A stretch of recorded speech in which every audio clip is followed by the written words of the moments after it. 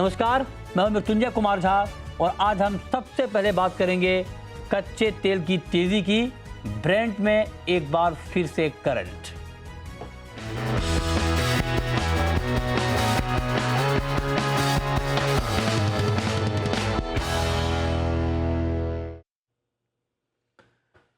जी हाँ, तो कच्चे तेल में एक बार फिर से करंट है और आपको बता दें कि क्रूड में हुआ क्या है। सबसे पहले आप जानिए ब्रेंट क्रूड, जो कि एक बेंचमार्क क्रूड है। दुनिया भर में ब्रेंट के प्राइस को एक बेंचमार्क प्राइस माना जाता है। हम इंपोर्ट जो करते हैं इसी प्राइस की पे कैलकुलेट होता है। तो ब्रेंट क्रूड का भाव जो जून का वायदा है, जो वायदा बाजार में ट्रेड होता है, जून का वायदा $126 प्रति बैरल के पार चला गया है। जून वायदा की आज एक्सपायरी है, कल से जुलाई वायदा की शुरुआत होगी। कल वैसे छुट्टी है, लेकिन अब जो नेक्स्ट ट्रेडिंग सेशन होगा मंडे से, तब से आपको जुलाई वायदा का ट्रेड दिखेगा। तो जुलाई वायदा का जो क्रूड का प्राइस है वो $114 प्रति बैरल के करीब चला गया है। तो ये क्रूड की कहानी है। और आपको बता दें कि पिछले 5 कारोबारी सत्रों में 22% की तेज़ी आई है कच्चे तेल में और 3 महीने में ब्रेंट क्रूड के दाम 75% तक बढ़े हैं। तो ये एक बड़ी तेज़ी का माहौल बना है। इस हफ्ते WTI क्रूड का भाव 15% बढ़ा है। एक दिन में 10% तक कच्चे तेल के दाम बढ़े हैं। क्यों तेज़ी आई है? इस तेज़ी की नई वजह क्या है, ये जरा समझिए। नई वजह यह है कि अमेरिका और ईरान के बीच तनाव एक बार फिर से गहराता हुआ दिख रहा है। ट्रंप ने ये धमकी दी है, चेतावनी दी है ईरान को कि अब हम मिलिट्री एक्शन ले सकते हैं ईरान के खिलाफ हॉर्मुज को खुलवाने के लिए, और हम मिलिट्री एक्शन ले सकते हैं। अमेरिका की नाकेबंदी जारी है, ईरान झुकने को तैयार नहीं है और ग्लोबल मार्केट से 500 मिलियन बैरल की सप्लाई गायब हो गई है इन सब वजहों से। तो उसका इम्पैक्ट है। ट्रंप ने ये बात साफ कही है। ट्रंप ने ईरान के प्रस्ताव को मंजूर नहीं किया है और नाकेबंदी हटाने के प्रस्ताव पर ट्रंप का जवाब यह है कि डील होने तक हॉर्मुज पर नाकेबंदी जारी रहेगी। ये बात ट्रंप ने कही है। ट्रंप ने कहा कि नाकेबंदी बमबारी से भी ज़्यादा इम्पैक्टफुल है, ज़्यादा असरदार है। हरकतों से बाज नहीं आया ईरान तो जल्दी अक्ल ठिकाने लगा देंगे, जो ट्रंप का अपना स्टाइल है बोलने का। तो कुल मिलाकर ये इस तेज़ी के पीछे की नई वजह यह है कि ईरान अमेरिका के बीच एक बार फिर से तल्खी बढ़ रही है और स्ट्रेट ऑफ हॉर्मुज को लेकर अनिश्चितता और बढ़ती हुई दिख रही है। तो उसका इम्पैक्ट क्रूड मार्केट पर साफ तौर पे दिख रहा है। लेकिन क्या ये इम्पैक्ट और दिख सकता है, इसी पर हम बात करेंगे। हमारे साथ RS शर्मा साहब हैं, फॉर्मर चेयरमैन ONGC। सर, बहुत स्वागत है आपका। क्रूड का मार्केट, मतलब मैं तो कहता हूँ कि पूरे युद्ध के दौरान अगर किसी की सबसे ज़्यादा तारीफ की जाए तो वो क्रूड मार्केट की जाए। क्रूड मार्केट ने कभी भी पागलपन नहीं दिखाया। क्रूड मार्केट ने बहुत संयमित तरीके का मूव दिखाया। जब कुछ पागलपन वाले बयान भी आए, उस पर भी मार्केट ने कुछ बहुत पैनिक रिएक्शन नहीं दिखाया। दाम बढ़े और दाम बढ़ने के जेन्युइन रीजन थे, क्योंकि अगर हॉर्मुज बंद हो जाएगा, ग्लोबल सप्लाई 20% ठप हो जाएगी, तो अल्टीमेटली तो बढ़ना पड़ेगा।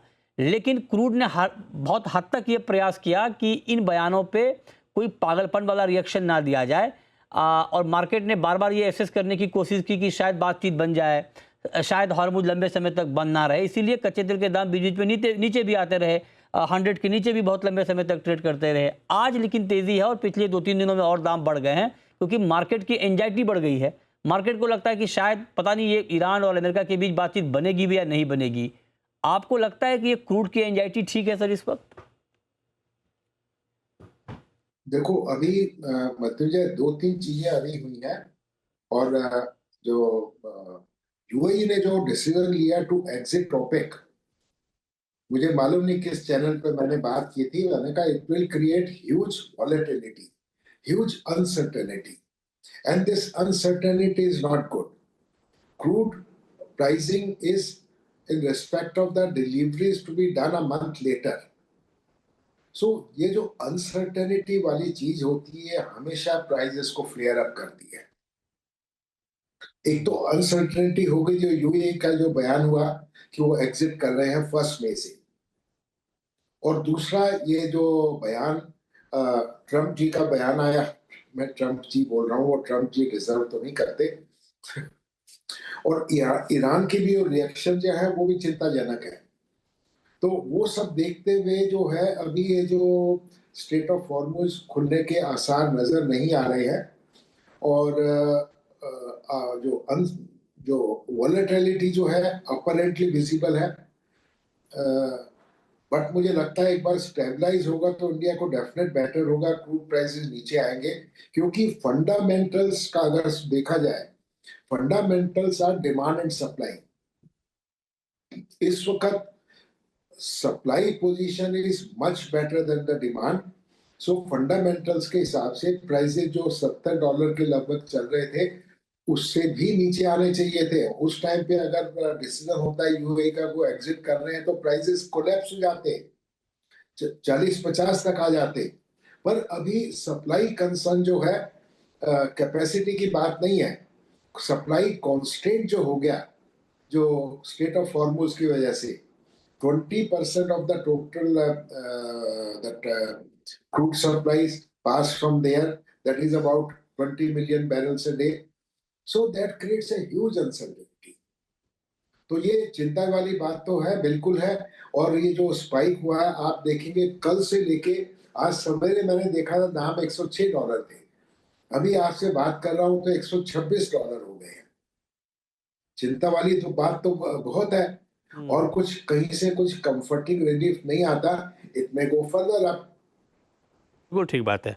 अब सर मैं एक बात आपसे पूछना चाह रहा हूं कि लेकिन क्या जिस रफ्तार से क्रूड का मार्केट ऊपर जा रहा है, अगर ये बातचीत बन जाती है, हॉर्मुज खोलने पर सहमति बन जाती है, तो क्या इसी रफ्तार से क्रूड का मार्केट गोता भी लगाएगा? बिल्कुल लगाएगा, 100% लगाएगा।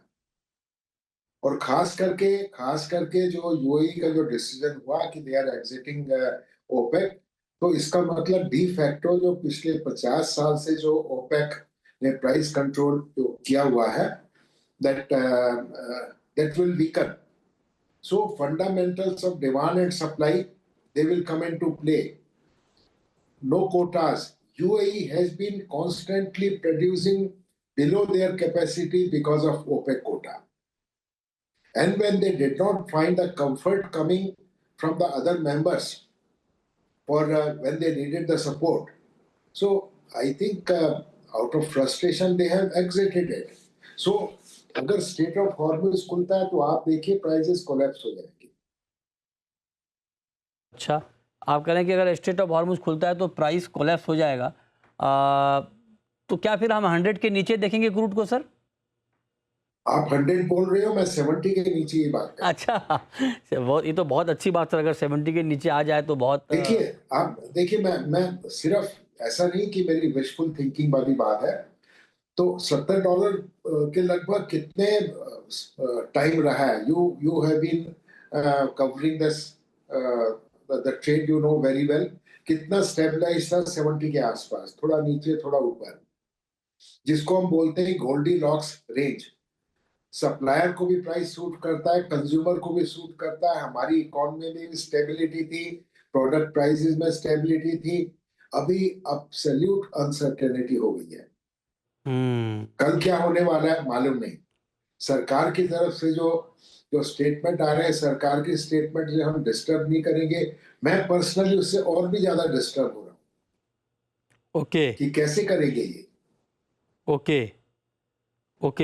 ठीक है। तो आप कह रहे हैं कि कैसे करेंगे, ये बहुत महत्वपूर्ण है और ये बताना बहुत ज़रूरी है कि क्रूड के मार्केट में इस वक्त होगा क्या। बहुत शुक्रिया शर्मा सर आपका हमारे साथ जुड़ने के लिए और क्रूड मार्केट पर डिटेल व्यू अपना देने के लिए।